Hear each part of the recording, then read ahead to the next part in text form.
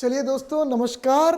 हम लोगों ने सबसे पहले थर्ड यूनिट के अंदर बात करी थी कैपेसिटी की। कैपेसिटी के अंदर 3 बातें थी, वो हमने डिस्कस कर ली। फिर हम फ्री कॉन्सेंट वाले एस्पेक्ट पर गए, उसमें भी 5 पॉइंट थे, हमने प्रॉपर्ली डिस्कस कर लिए। इवन कुछ बातें जो मॉड्यूल में थी उससे हमने एक्स्ट्रा ही डिस्कस की। फिर तीसरा पॉइंट इसमें हमको डिस्कस करना है legality of object and consideration, और चौथा एक आ जाएगा एक्सप्रेसली डिक्लेयर्ड वॉइड वाले एग्रीमेंट्स। 4 बातें तो डिस्कस करनी थी other essential elements of a valid contract में। अरे भैया याद होगा ना, तीसरा यूनिट हमारा क्या था? Other essential elements of a valid contract. पहले वाले में आप ऑफर एक्सेप्टेंस समझ चुके थे, फिर कंसिडरेशन समझ चुके थे, उसके बाद के जो एसेंशियल एलिमेंट्स है उसकी बात कर रहे थे हम। उसमें कैपेसिटी देख लिया, फ्री कॉन्सेंट देख लिया। अब हम legality of object and consideration की बात करेंगे। एक बात मैं क्लियर कर दूं, जहां पर ऑब्जेक्ट या कंसिडरेशन, उद्देश्य या कंसिडरेशन लीगल नहीं है, वहां पे बार बार आपके बुक में लिखा है void, technically it is illegal. भैया जो अनलॉफुल है, जिसका ऑब्जेक्टिव अनलॉफुल है, जिसका ऑब्जेक्टिव अनलॉफुल है, जिसका कंसिडरेशन अनलॉफुल है, वो इलीगल एग्रीमेंट ही होगा। और इलीगल होगा मतलब वॉइड होगा। इसने बार बार लिखा है वॉइड, पर हमको ध्यान है all illegal are void. Void लिख रहा है तो उसमें इलीगल तो काउंट होता है, इसीलिए वॉइड लिख रहा है, ठीक है ना। तो वॉइड लिखा हो तो आप समझ जाना कि भैया जहां पे कंसिडरेशन, जहां पे ऑब्जेक्टिव ही अनलॉफुल है वो इलीगल है, इलीगल है, इसलिए इसने वॉइड लिखा है। तो मॉड्यूल ने वॉइड लिखा है, अब समझ जाना कि वो इलीगल वाला वॉइड है। सिर्फ वॉइड के अंदर रिस्टोरेशन होता है, रेस्टिट्यूशन होता है, जो मिला वापस देना पड़ता है। इलीगल वाले में नहीं देना पड़ता, कोर्ट लेता है उसमें, ठीक है ना। हमको यहाँ पे क्लियरली 6 पॉइंट दिए हैं, क्लियर 6 पॉइंट दिए। इसने बोला कि हम एक एग्रीमेंट को लॉफुल मान लेंगे अगर इन 6 में से कोई उंगली नहीं हुई तो। हमारे 5 होती है, नहीं सॉरी 4 ही होती है, तो अंगूठा है ना यार, उंगली तो 4 ही होती है। इसने यहाँ पे 6 उंगलियां दी है। इसने बोला कि अगर किसी कॉन्ट्रैक्ट में, किसी एग्रीमेंट में 6 में से कोई एक उंगली हो गई तो that is unlawful, illegal agreement, यानी वॉइड एग्रीमेंट। और इन 6 में से कोई भी उंगली नहीं हुई तो भैया उसको हम लॉफुल मान लेंगे। तो यहां क्लियर लिखा है इसने, द कंसिडरेशन और object of an agreement is lawful unless, पहला फॉरबिडन बाय लॉ, जिसके लिए लॉ ने स्पष्ट रूप से मना कर रखा है, साहब ये काम आपको नहीं करना है, is of such a nature that if permitted it would defeat the provision of any law। पहला बोलता है कि भैया कानून के खिलाफ नहीं होना चाहिए। दूसरा बोलता है कि आपका जो एग्रीमेंट करने का इंटेंशन है, आपके जो एग्रीमेंट करने का इंटेंशन है वो किसी लीगल प्रोविजन को डिफीट करना, यानी लॉ में जो प्रोविजन लिखा गया है उस इंटेंशन के विरुद्ध आपका इंटेंशन तो नहीं है। मैं सिंपल वर्ड्स में बोलूं तो पहले वाला फॉरबिडन बाय लॉ है, और दूसरे वाला ये कह रहा है कि जो कानून का प्रोविजन है आप उसको नेग्लेक्ट करने की, उसको असाइड करने की कोशिश तो नहीं कर रहे हो, तो कहीं ना कहीं ये भी फॉरबिडन बाय लॉ है। इन दोनों में ज़्यादा डिफरेंस नहीं है। लेकिन लॉ में क्या होता है, जैसे फॉरबिडन बाय लॉ वाला मैं शब्द पे आपको फोकस करता हूँ।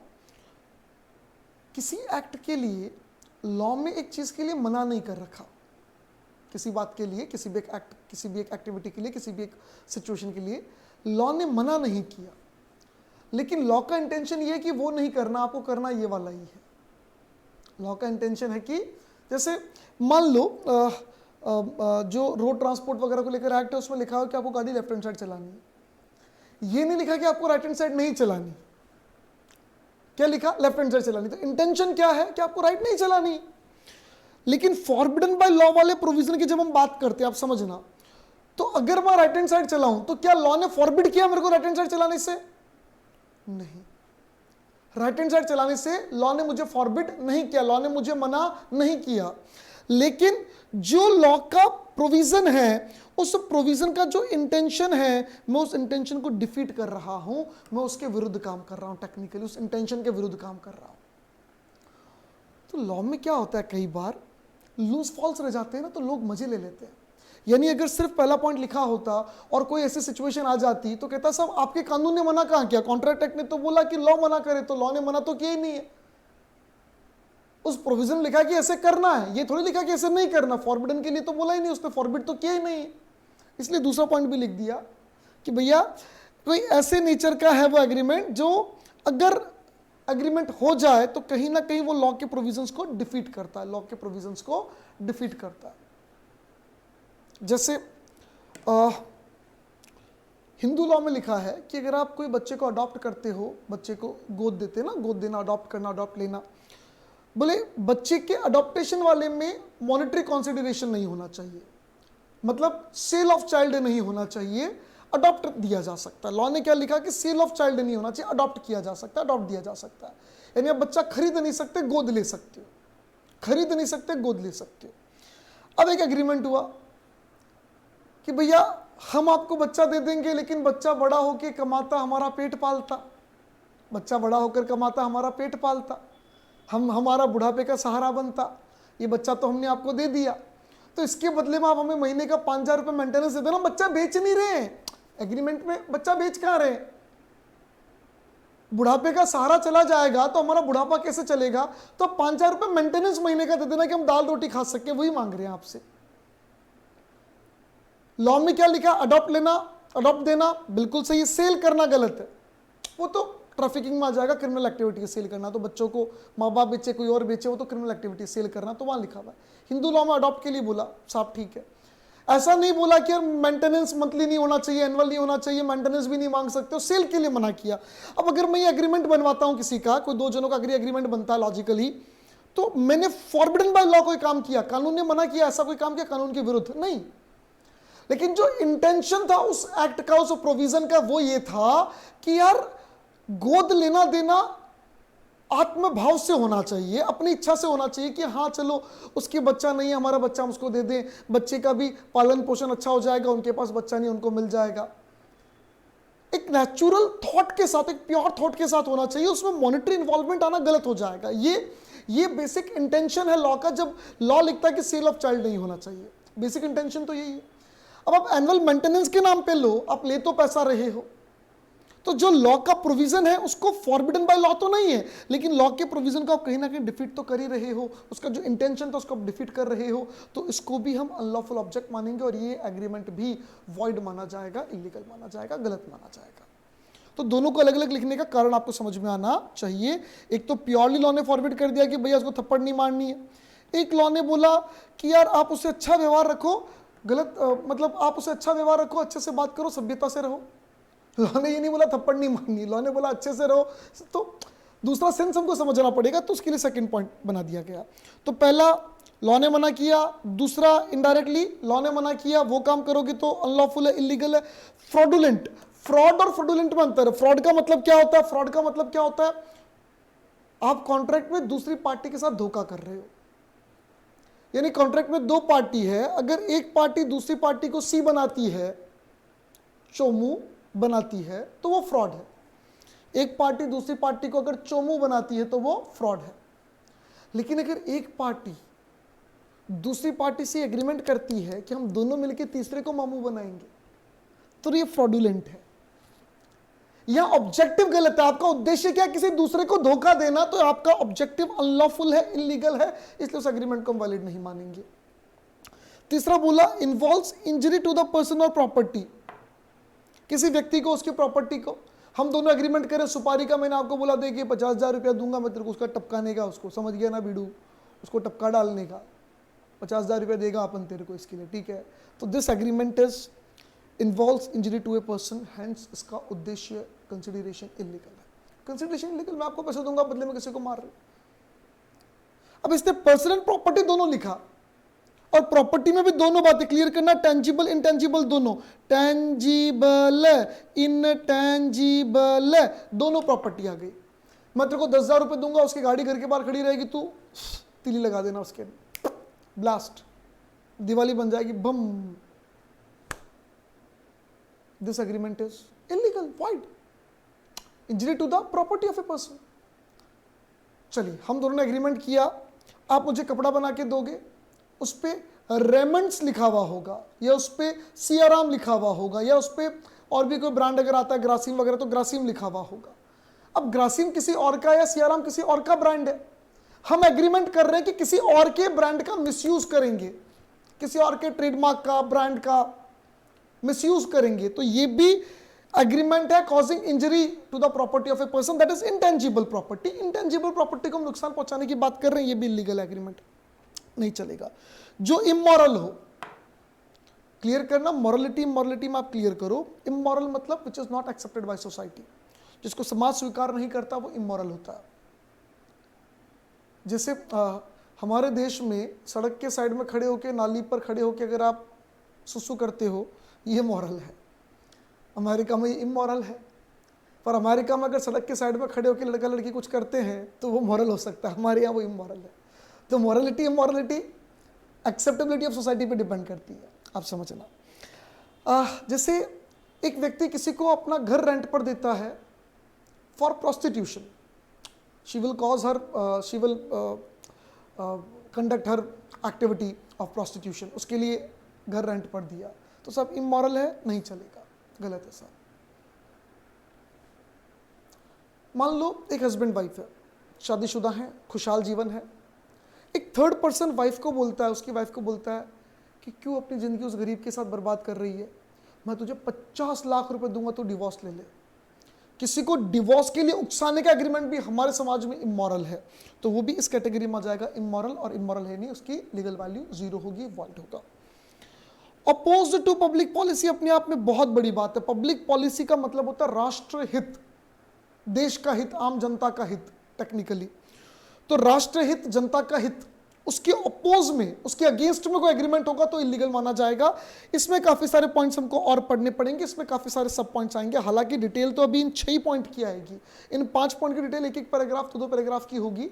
लेकिन इस 6th पॉइंट पर अपोज टू पब्लिक पॉलिसी में से बहुत सारी सिचुएशंस होगी कि भैया ये भी अपोज टू पब्लिक पॉलिसी है, ये भी अपोज टू पब्लिक पॉलिसी, ये भी अपोज टू पब्लिक पॉलिसी है, ऐसी बहुत सारी चीजें लिखी होगी। अपोज टू पब्लिक पॉलिसी में सिंपल सा मतलब समझाया गया है कि आम जनता के जो जीवन है उस पर, या जो नेशनल इंटरेस्ट है उस पर जहाँ पे भी हथौड़ा पड़ेगा उसको हम अपोज टू पब्लिक पॉलिसी बोल देंगे। कुछ एग्जांपल्स यहाँ हमको दिए हैं। जैसे ABC में एग्रीमेंट होता है कि हम चोरी करके या किसी को धोखा देकर पैसा लेकर आएंगे, आपस में बांट लेंगे। धोखा देकर पैसा लेकर आना उद्देश्य गलत हो गया यहाँ पे। AB को प्रॉमिस करता है कि मैं तेरे खिलाफ जो केस कर रखा है केस वापस ले लूंगा, तूने मेरे यहाँ पे लूट की थी, लूटपाट का, रॉबरी का जो केस है वापस ले लूंगा, पर इन रिटर्न तुझे मुझे सारा पैसा देना पड़ेगा, घर देना पड़ेगा या प्रॉपर्टी देनी पड़ेगी। लॉ कहता है कि जो केसेस कोर्ट में चल रहे हैं उनको कोर्ट ही सेटल करे। यहाँ बाद में पढ़ेंगे कुछ कंपाउंडेबल ऑफेंस होते हैं। कंपाउंडेबल ऑफेंस बाहर सेटल किए जा सकते हैं। लॉ में लिखा हुआ है कि कंपाउंडेबल है ये ऑफेंस। नॉन ऑफेंस मतलब गलत एक्ट, कोई आपकी जो गलत एक्टिविटी होगी, रॉबरी या जो भी आपका केस जिस कारण से चल रहा है, जिस ऑफेंस के कारण केस चल रहा है, वो ऑफेंस कंपाउंडेबल है कि नहीं है, लॉ में लिखा हुआ है। जहाँ कंपाउंडेबल लिखा है वहाँ बाहर सेटलमेंट कर सकते हो, लेकिन जहाँ कंपाउंडेबल नहीं लिखा वहाँ बाहर सेटलमेंट नहीं कर सकते। लॉ कहता है कि कोई भी बंदा चोरी चकारी कर लेगा, केस जब होगा तो कहेगा वाह पैसे वापस दे रहा हूँ, तो केस छोड़ केस छोड़। ये तो लॉ का मजाक उड़ा रहे हो आप। हर आदमी बाहर पैसे देके खरीदने लग जाएगा सामने वाले को, तो पैसे दे रहा हूँ तो केस हटा दे, पैसे दे रहा हूँ केस हटा दे। तो कानून का मजाक है, आप तो कानून का व्यापार कर रहे हो। पैसे लेके बैठे हो, जिस दिन पकड़ में आ जाओ सामने वाले को पैसे दे दो, छूट जाओ। सामने वाले को पैसे देके आप नहीं छूट सकते हो, कानून में जो सजा लिखी हो सजा आपको होगी। हाँ, कोई ऑफेंस कंपाउंडेबल है तो वहाँ कंपाउंडेबल आप आपस में सेटलमेंट कर सकते हो। जैसे जनरली कंपाउंडेबल ऑफेंस वो होते हैं जो सिविल नेचर के होते हैं। हस्बैंड वाइफ में झगड़ा हो गया, हस्बैंड ने वाइफ पे केस कर रखा, कंपाउंडेबल ऑफेंस। आप कोर्ट से डिवोर्स की बजाय अपना पर्सनली सेटलमेंट कर लो, डिवोर्स करो चाहे कुछ भी करो, आप पर्सनली कर लो तो इट्स ओके, चलेगा साहब, वो बिल्कुल बिल्कुल एक्सेप्टेबल है, ठीक है ना। तो ये लॉ में लिखा गया है। Thank you. थैंक यू मतलब आपको लगा ना कि सर की मुझे अच्छी लग रही है, इसलिए मैंने आपको मन से थैंक यू बोला, एकदम दिल से, आपके दिल से निकला, मेरे दिल से थैंक यू निकला। यस, सेक्शन 10 में हमने पढ़ लिया था कि भैया कोई भी कॉन्ट्रैक्ट एग्रीमेंट कब होगा, कोई भी एग्रीमेंट कॉन्ट्रैक्ट कब होगा, जब वो फ्री कैपेसिटी होगी, फ्री कॉन्सेंट होगी और ये सारी बातें। इसमें हमने लॉफुल ऑब्जेक्टिव वाली बात भी देखी थी सेक्शन 10 में। सेक्शन 23 उन लॉफुल ऑब्जेक्टिव को समझाता है। ये वापस एक एग्जांपल और दे दिया। AB को बोलता है कि तू मुझे 10,000 रुपये दे, मैं तुझे गवर्नमेंट जॉब दिला दूंगा। तो वापस ये oppose to public policy. Oppose to public policy में बहुत सारे पॉइंट्स आएंगे, उनमें से ये भी एक पॉइंट होगा। इलीगल है साहब, ऐसे सरकारी जॉब बेचना ये सब नहीं चलेगा। चलिए, पहला इसने बोला व्हेन कंसिडरेशन और objective is forbidden by law, जिसके लिए कानून ने क्लियरली मना कर रखा हो। एक एग्जांपल इसने दिया, फॉरेस्ट डिपार्टमेंट ने एक ऐड निकाला कि हम लाइसेंस इशू करेंगे इस एरिया में पेड़ काटने का। किसी व्यक्ति ने अप्लाई किया कि मेरे को लाइसेंस दे दो, लाइसेंस की टर्म्स में क्लियरली लिखा हुआ था कि जो आपका लाइसेंस है नॉन ट्रांसफरेबल है, यानी इस एरिया में पेड़ काटने का आपको जो लाइसेंस मिला, जो परमिशन मिला, वो आप खुद ही एक्सरसाइज कर सकते हो, आप खुद ही पेड़ काट सकते हो। आप अपना ये लाइसेंस किसी और को आगे ट्रांसफर नहीं कर सकते। अगर आपने ट्रांसफर किया तो आप मान लो 50,000 रुपये की पेनल्टी। क्लियर है? यहाँ ब्लैंक पेज ले लो, उस पर डिज़ाइन बना दूँ। तुमको ऐसा अच्छा लगता है कि सर ब्लैंक पेज, अरे सॉरी ये क्या हुआ, हाँ ब्लैंक पेज यहीं तो लेना है, यहाँ क्लिक करें, यहाँ क्लिक करें तो शायद कोई ब्लैंक पेज आ जाएगा। आ रहा है, हाँ आ गया भैया। चलिए समझिएगा। फॉरेस्ट डिपार्टमेंट ने मिस्टर ए को लाइसेंस दिया। लाइसेंस एग्रीमेंट में लिखा है कि नॉन ट्रांसफरेबल है, अगर ट्रांसफर किया तो भैया ये ब्रीच ऑफ कॉन्ट्रैक्ट होगा और हम आपसे 50,000 रुपया पेनल्टी लेंगे। ए ने वो लाइसेंस मिस्टर बी को ट्रांसफर कर दिया। ए ने वो लाइसेंस मिस्टर बी को ट्रांसफर कर दिया, चलेगा? क्या ये फॉरबिडन बाय लॉ में काउंट होगा? फॉरबिडन बाय लॉ में काउंट होगा? नहीं साहब, फॉरबिडन बाय लॉ में काउंट नहीं होगा। काहे? अरे लॉ थोड़ी मना किए थे कि आप आगे ट्रांसफर नहीं कर सकते हो। फॉरेस्ट डिपार्टमेंट ने जो एग्रीमेंट किया ए के साथ, उस एग्रीमेंट में, उस लाइसेंस एग्रीमेंट, जो लाइसेंस का एग्रीमेंट, उस एग्रीमेंट में लिखा कि तू ट्रांसफर नहीं करेगा। लॉ ने थोड़ी मना किया, फॉरेस्ट डिपार्टमेंट मना कर रहा है। अगर ये बी को ट्रांसफर करता है तो ये ब्रीच ऑफ कॉन्ट्रैक्ट और उसके लिए जो पेनल्टी वगैरह डिसाइड की गई है वो पेनल्टी उसको मिल जाएगी, वो पेनल्टी का पे कर दिया जाएगा। खत्म बात। लॉ ने जिसके लिए क्लियरली मना किया हो वो काम नहीं करना। लॉ ने जिसके लिए क्लियरली मना किया हो वो काम नहीं करना, वो फॉरबिडन बाय लॉ में काउंट होगा। ठीक है? सॉरी, लाइसेंस वाला एग्जांपल पूरा आपको यहां दे रखा है। उसके बाद व्हेन कंसिडरेशन और object defeats the provision of law, the word defeat the provision of any law must be taken as limited to defeating the intention which the law has been expressed। यानी law में जो intention express करने की कोशिश की गई थी, आप उसके विरुद्ध जा रहे हो, आप उस इंटेंशन को कहीं ना कहीं खराब करने का काम कर रहे हो। The court looks at the real intention of the parties to an agreement. उसके रियल इंटेंशन को देखने की कोशिश करेगी। If the intention of the parties is to defeat the, मतलब आपका इंटेंशन ऐसा है कि आप उसके मजे ले रहे हो उस प्रोविजन के कि भैया सेल नहीं करना, तो मंथली मेंटेनेंस लिया साहब, सेल थोड़ी कि हमने तो मंथली मेंटेनेंस लिया, बट साला मेंटेनेंस के नाम पे सेल कर रहे हो, हमको क्या सी समझे हो? ऐसा कानून बोलेगा, कोर्ट बोलेगा और उसको नॉट एनफोर्सिबल कर देगा। Legislative enactment would be defeated by N agreement bye debtor. जैसे एक लिमिटेशन एक्ट है जो ये कहता है कि अगर मैंने आपको लोन दिया, हमने शायद पहले पढ़ा हुआ भी, अपन ने कंसिडरेशन वाले चैप्टर में पढ़ा था, और 3 साल तक नहीं मांगा तो टाइम बार्ड हो जाएगा। मैंने आपको लोन दिया, उस लोन एग्रीमेंट में लिखा है कि हमारा लोन कभी टाइम बार्ड नहीं होगा। लॉ कहता है वो कह रहा 3 साल बाद टाइम बार्ड होगा और आप उसके प्रोविजन को डिफीट करते हुए कोई अगर एग्रीमेंट करे तो नहीं चलेगा। सिमिलरली हिंदू लॉ में लिखा हुआ है वो अडॉप्टेशन एनुअल अलाउंस वगैरह के साथ अगर नेचुरल पेरेंट्स करते हैं तो नहीं चलेगा। फ्रॉडुलेंट, मतलब 2 जने मिलके ये एग्रीमेंट कर रहे हैं कि हम किसी और को धोखा देंगे, हम स्मगलिंग करेंगे, तो लॉ कहता है कि नहीं साहब ये वॉइड है। वॉइड क्या, इलीगल है टेक्निकली, और यहाँ पे गुड्स का प्राइस भी रिकवर नहीं होगा। यानी अगर मैं किसी को बोलता हूँ कि तू मुझे गुड्स भेज दे बिना बिल के, स्मगलिंग यही तो होती है, सरकार के नजर से छुपाना, सरकार को टैक्स नहीं देना पड़ेगा, ये स्मगलिंग है टेक्निकली। आपने फिल्मों में देखा होगा बाहर से ड्रग्स वगैरह स्मगलिंग होती है, गोल्ड स्मगलिंग होता है। मतलब स्मगलिंग कोई भी चीज़ की हो सकती है जो आप सरकार की नज़रों से छुपा के ट्रांजैक्शन करो, चाहे ड्रग्स का करो, चाहे गोल्ड का करो, चाहे किसी भी गुड्स का करो ना, कोई भी गुड्स का करो।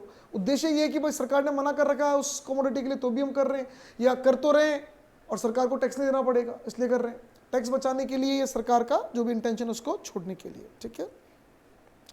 तो स्मगलिंग का अगर आप ऐसा कोई एग्रीमेंट कर रहे हो कि भैया तुम मुझे गुड्स दे दे, मैं तुझे पैसे दे दूंगा, तो बिल मत बनाना, चोरी से भेज दे, सरकार को पता नहीं पड़ेगा, तो आप दोनों मिलकर सरकार को धोखा देने का काम कर रहे हो। स्मगलिंग का मतलब सरकार को धोखा दे रहे हो, तो वाइड हो जाएगा, नहीं चलेगा। When consideration defeats any rule for the time being force in India, second and fourth एक ही है। सेकंड कहता है कि कोई लॉ का प्रोविजन है, फोर्थ कहता है कोई रूल है।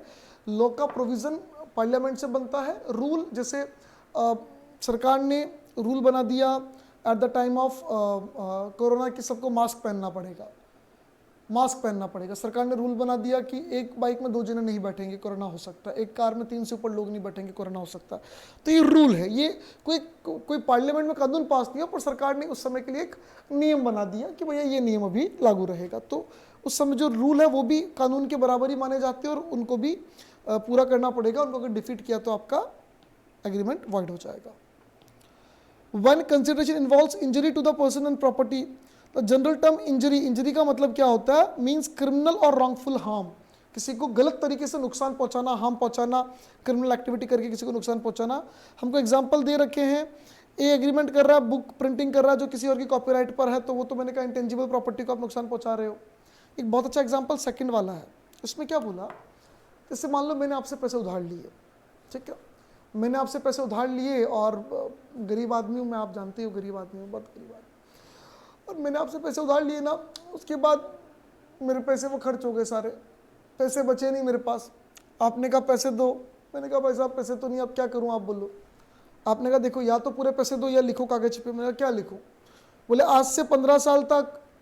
मैंने कहा लिखता हूँ आज से 15 साल तक। फिर आपने कहा आगे लिखो इसमें ऐसा कि भैया आज से 15 साल तक आप हमारे यहाँ पे जॉब करोगे, एक पैसा सैलरी नहीं लोगे, सिर्फ खाना खाने के सट्टे में आप काम करोगे। 15 साल के बाद आपके पैसे पूरे पे ऑफ हो गए हैं, ये मान लिया जाएगा। 15 साल तक सिर्फ आपको रोटी मिलेगी और आपकी मेहनत, आपका लेबर सिर्फ हमारे यहाँ होगा, सारा काम हमारे यहाँ होगा।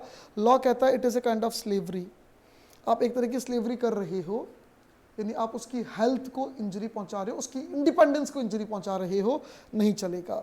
यानी किसी पर्सन को फिजिकली या उसकी इंडिपेंडेंस को, उसकी राइट्स को अगर आप इंजरी पहुंचाते हो तो भी वो इसी में आ जाएगा। और अगर किसी पर्सन की प्रॉपर्टी में टेंजिबल इंटेंजिबल दोनों आ जाएंगे, ठीक है। One consideration immoral, the following examples, immoral के एग्जांपल दे दिए नीचे। एक तो लैंडलॉर्ड अपना हाउस दे रहा है प्रोस्टिट्यूशन के लिए, ठीक है साहब, ये तो आपको समझ में आ ही गया था। और उसके बाद दूसरा दे रखा है where P had advanced money to D a married woman to enable her to obtain a divorce. भैया मैं तुझे पैसा दे रहा हूँ, डिवोर्स ले ले तो अपने हस्बैंड से, तो वो डिवोर्स के लिए उकसाना भी गलत हो जाएगा। When consideration is opposed to public policy, जब एक कंसिडरेशन पब्लिक पॉलिसी के अगेंस्ट हो, पब्लिक पॉलिसी के अगेंस्ट हो मतलब आम जनता के हित के खिलाफ हो। Technically the expression public policy can be interpreted either in a wider और इन ए नैरो सेंस। वाइडर मतलब पूरे राष्ट्र हित, और नैरो सेंस मतलब कुछ लोगों का हित खिलाफ, उसके अगेंस्ट में है, कुछ लोग जो चुपचाप बैठे हैं, आप जबरदस्ती उनके अहित कर रहे हो, उनका नुकसान कर रहे हो, ठीक है। द फ्रीडम टू कॉन्ट्रैक्ट में become illusory unless the scope of public policy is restricted. भाई आपका जो फ्रीडम ऑफ कॉन्ट्रैक्ट है कि आप चाहो जो कॉन्ट्रैक्ट कर सकते हो, ये इल्यूजरी हो जाएगा, यानी ये इमेजनरी हो जाएगा, ये कुछ काम का नहीं रहेगा अगर आप किसी का पब्लिक पॉलिसी का दायरा डिसाइड नहीं कर रहे हो। इंडिया पाकिस्तान का युद्ध चल रहा है, हमारी आर्मी बॉर्डर पे उनसे लड़ रही है, मर रही है, सरकार ने युद्ध डिक्लेयर कर रखा है, और आप पाकिस्तान के किसी व्यक्ति के साथ एग्रीमेंट करते हो तो आप देश के विरुद्ध काम कर रहे हो, ये अपोज टू पब्लिक पॉलिसी। आपने किसी का चोरी किया, किसी का मर्डर किया, उसके भाई ने केस किया, साहब मर्डर हो गया, हमारे यहाँ पे चोरी हो गई, आपके खिलाफ सबूत मिल गए उसको, तो आपने उसको कहा ये 10 लाख रुपए पकड़, केस वापस ले ले। लॉ कहता मजाक लगा रखा साला तुम लोगों ने, 10 लाख रुपए पकड़ केस वापस ले ले। अपोज टू पब्लिक पॉलिसी, राष्ट्रहित के खिलाफ है, आम जनता के हितों के खिलाफ है ये। तो ऐसे कुछ प्रोविजंस हमको नीचे यहाँ पे दिए हैं, कुछ एग्रीमेंट्स हमको दिए हैं, यहाँ नाम लिखे हैं इसने यहाँ पे। पब्लिक पॉलिसी जैसे ट्रेडिंग विथ एनिमी को कवर करता है, नीचे एग्जांपल के साथ पूरा दे रखा है। स्टिफलिंग प्रोसिक्यूशन दे रखा है, champerty maintenance, interfere in the course of justice, marriage brokerage वगैरह, ये सारे इसने नाम यहाँ पे दे रखे हैं। हम लोग देख लेते हैं एक एक करके नीचे। ट्रेडिंग विथ एनिमी, जिसके साथ हमारा युद्ध डिक्लेयर हो चुका है उसके साथ एग्रीमेंट करना, उसके किसी भी व्यक्ति के साथ, वहाँ के किसी भी सिटीजन के साथ एग्रीमेंट करना गलत होगा। Any trade with any person owing allegiance to government at war, यानी गवर्नमेंट के वॉर विथ इंडिया की गवर्नमेंट के साथ वॉर चल रहा है, उसके साथ हम करते हैं without the licence of government of India, यानी even at the time of war अगर कोई जरूरी एग्रीमेंट हो, बहुत नेसेसरी हो, तो गवर्नमेंट उसके लिए आपको एग्रीमेंट दे दे, अप्रूवल दे दे, परमिशन दे दे तो चलेगा, लाइसेंस दे दे तो चलेगा, अदरवाइज आप नहीं कर सकते हो, वॉइड हो जाएगा, ठीक है। ये अपोज टू पब्लिक पॉलिसी है। स्टिफलिंग प्रोसिक्यूशन, वही आप केस में मजे ले रहे हो, मतलब पैसे दे रहे हो कि भैया कानून छोड़। स्टिफलिंग का मतलब होता है गला घोटना, और प्रोसिक्यूशन मतलब लीगल प्रोसीडिंग्स। तो लीगल प्रोसीडिंग का गला घोटना, गला कैसे घोटना कि जो केस कर रहा हो उसको पैसे दे और खरीद लो, सेटलमेंट कर लो, आउट ऑफ कोर्ट सेटलमेंट करना, तो ये कह रहा नहीं चलेगा। लेकिन ये बाद में क्लियर करता है, देखो पहले इसने क्या लिखा स्टिफलिंग प्रोसिक्यूशन के लिए, an agreement to present proceedings already instituted from running their normal course using force. यानी इन एग्रीमेंट जो कि प्रोसीडिंग्स का जो यूजुअल कोर्स चल रहा है, जो ऑलरेडी हो चुका है, स्टार्ट हो चुका है, इंस्टीट्यूट हो चुका है, उसको रोकने के लिए कोर्स करना, कोशिश करना यहाँ आ जाएगा। टेंड्स टू बी प्रिवेंशन और एन अब्यूज ऑफ जस्टिस। यहाँ एक बहुत अच्छी लाइन लिखी है इसने, the principle is that one should not make a trade of felony, felony इसको बोलते हैं, हाँ फेलोनी, यस फेलोनी इसको बोलते हैं। ट्रेड ऑफ फेलोनी का मतलब होता है ट्रेड ऑफ लॉ, फेलोनी मतलब होता है लॉ, यानी आप कानून का व्यापार नहीं कर सकते। किसी ने आपने कुछ भी गलत किया, सामने वाले को पैसा देके आप खरीद लोगे, तू केस मत कर, तो नहीं चलेगा साहब, ठीक है। ठीक है, उसके बाद यहाँ इसने बोला कि under Indian criminal procedure code, इसको CRPC बोलते हैं, CRPC, ठीक है, क्रिमिनल प्रोसीजर कोड। CR मतलब क्रिमिनल के लिए, प्रोसीजर कोड, यस थोड़ा सा बड़ा कर दो, आपको प्रॉपर दिखेगा। There is however statutory list of compoundable offence, एक स्टैट्यूटरी लिस्ट है कंपाउंडेबल ऑफेंस की, कि भैया ये चलेंगे। An agreement to drop proceedings, इसके लिए चलेगा विद और without permission of court, court की परमिशन लेके, बिना परमिशन लेके भी आप केस वापस ले सकते हो, और उसको आप चाहो तो बाहर सेटलमेंट कर सकते हो, किसी भी तरीके से पैसा ले दे के सेटलमेंट कर सकते हो। लेकिन जो नॉन कंपाउंडेबल है, अनकंपाउंडेबल है, उसमें ये नहीं चलेगा। जैसे इसने बोला कि भैया ए ने केस कर रखा बी के खिलाफ, कोई प्रोसीडिंग का कर रखा, और उसने बोला मैं तुझे पैसे दे दूंगा, तू केस वापस ले ले, तो लॉ कहता चलेगा, कंपाउंडेबल की लिस्ट बनी हुई उसमें चलेगा, बाकी नहीं चलेगा, ठीक है।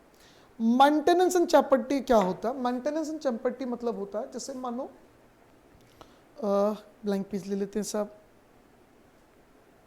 ये हमारे चुन्नू भैया,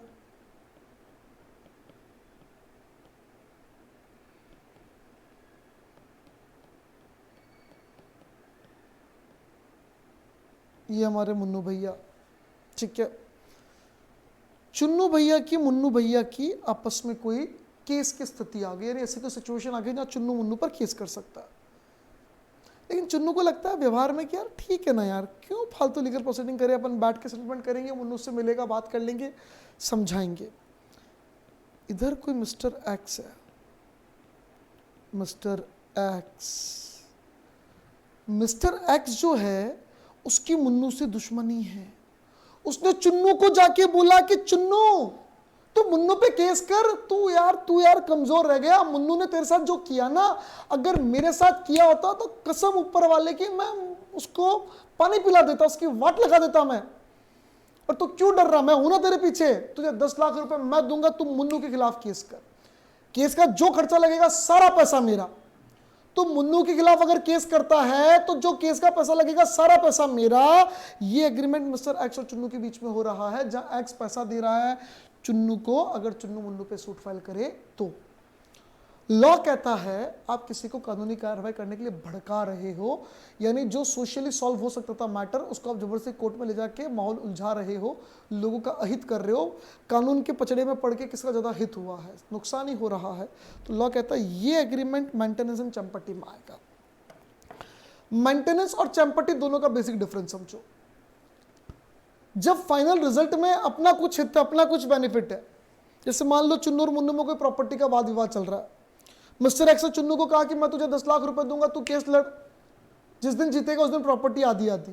दिस इज चैम्पटी, यानी जो फाइनल डिसीजन आएगा उसमें मुझे कुछ मिलेगा, मेरा कुछ हित जुड़ा हुआ है, तो चैम्पटी है, और मेरा कोई हित नहीं जुड़ा हुआ, मैं तुझे ऐसे ही पैसे दे रहा हूं, वो मेंटेनेंस है। यानी चैम्पटी और मेंटेनेंस दोनों में कॉमन क्या है समझना, कॉमन क्या है कि आप एक बंदे को एनकरेज कर रहे हो किसी दूसरे के खिलाफ लीगल प्रोसीडिंग्स स्टार्ट करने के लिए, और स्टार्ट कर रखी है तो कंटिन्यू करने के लिए। मान लो चुन्नू ने केस कर रखा था, पर अब लगता है कि यार क्या केस, क्या ठीक है, छोड़ो ना यार, मैं परेशान हो रहा हूँ, वही परेशान हो रहा है, सेटलमेंट जो नक्की हो, चलो छोड़ो यार, जैसे भी देखते हैं।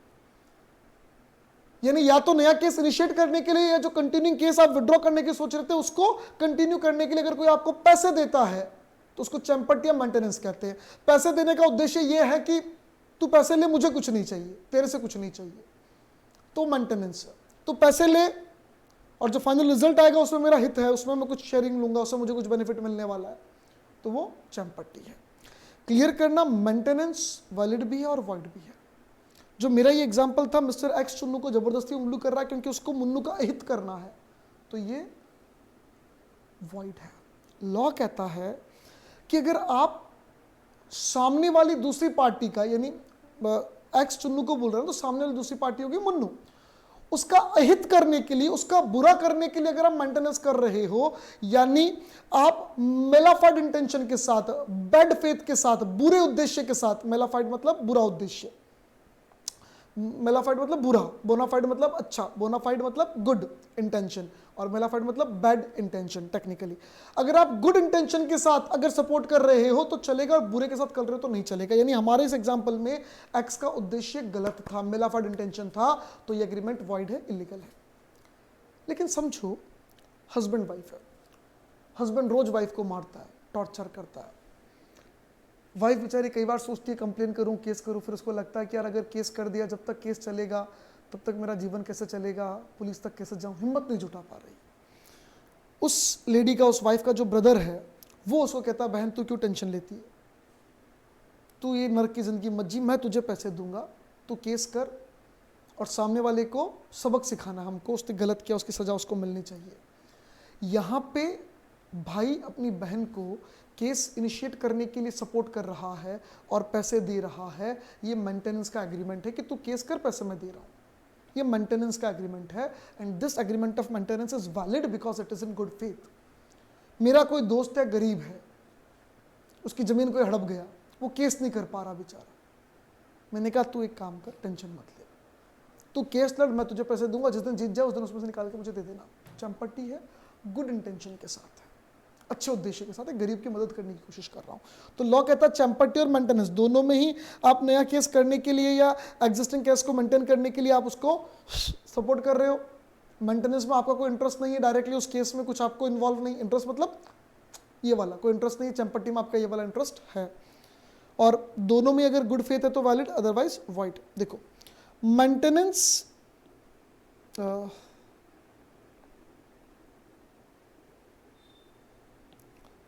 Maintenance is an agreement in which a person promises to maintain suit in which he has no interest.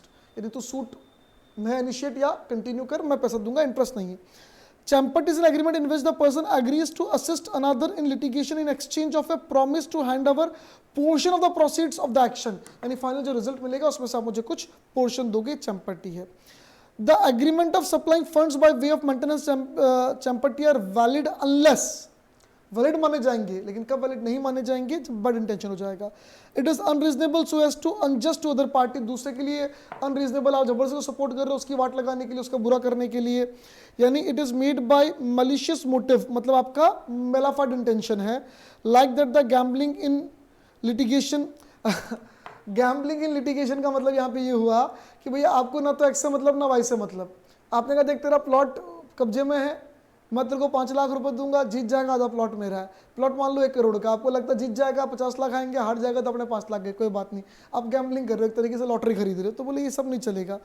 ऑप्रेसिंग other parties by encouraging unrighteous suit, यानी आप जानबूझ के उंगली कर रहे हो, सूट कर दूसरे वाले को परेशान करने के लिए, दूसरे वाले को ऑप्रेस करने के लिए, दबाने के लिए, और आपका बोनाफाइड इंटेंशन नहीं है, not with the bona fide intention, ठीक है, तो ये वॉइड हो जाएगा, बाकी वैलिड है।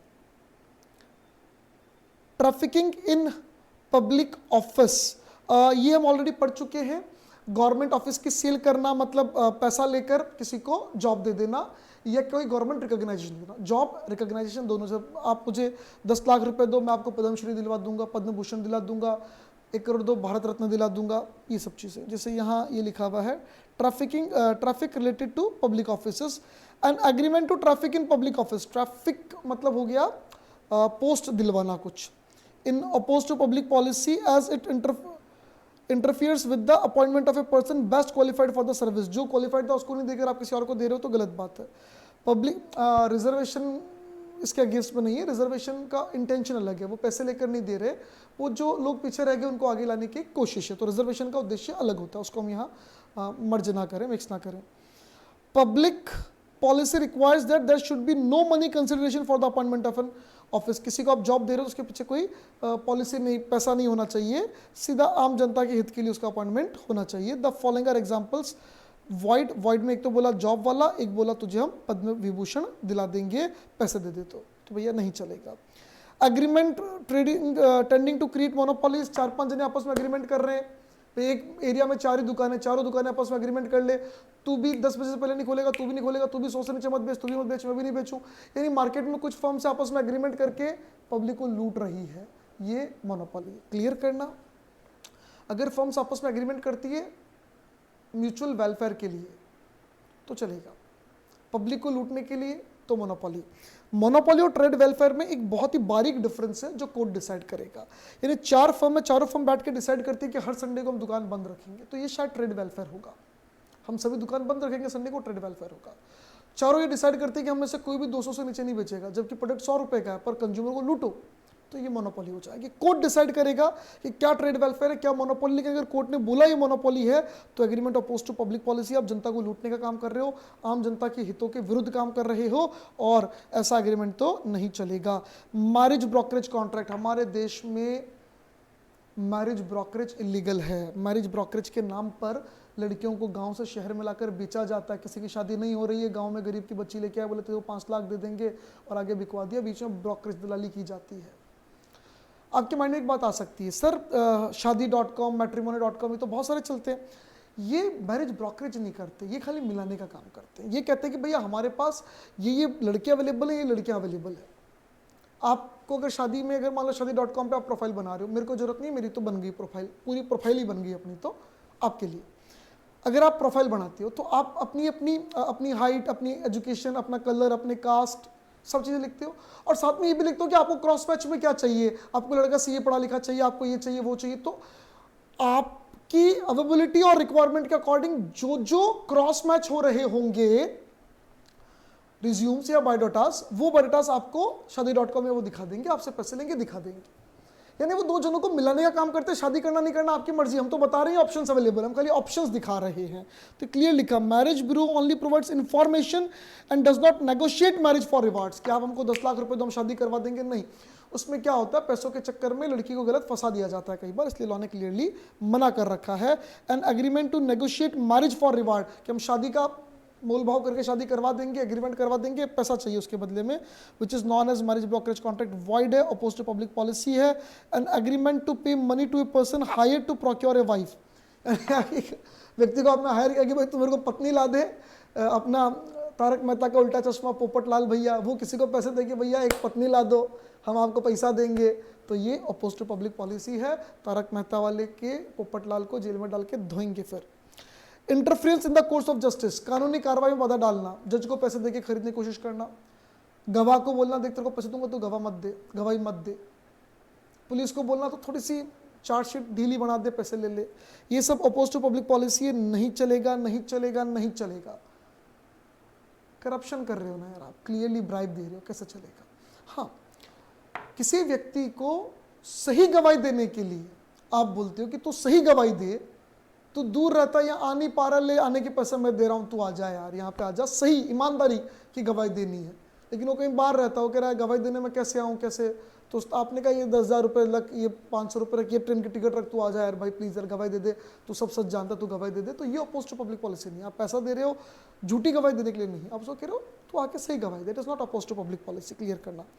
An agreement whose object is to induce any judicial officer of the state to act partially और करप्टली इज वॉइड। यानी आप पार्शियली मतलब पार्शियलिटी के साथ काम करो, आप करप्ट होकर काम करो, पैसे लेकर काम करो, कोई भी ऑफिसर, यानी वो जज है कि पुलिस वाला है कि कोई भी है, ये अपोज टू पब्लिक पॉलिसी होगा। So also in an agreement by A to reward B who is an intent witness, वो विटनेस था in a suit against A in consideration B is absenting himself from the trial.